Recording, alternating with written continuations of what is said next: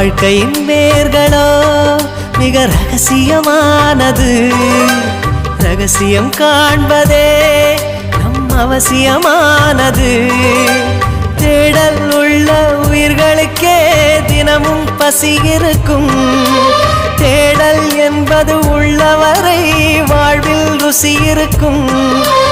பாடல் போல தேடல் கூட ஒரு சுகமே. இசை பாடி வரும் இளம் காற்றுக்கு உருவமில்லை. காற்றலை இல்லை என்றால் ஒரு பாட்டொலி கேட்பதில்லை.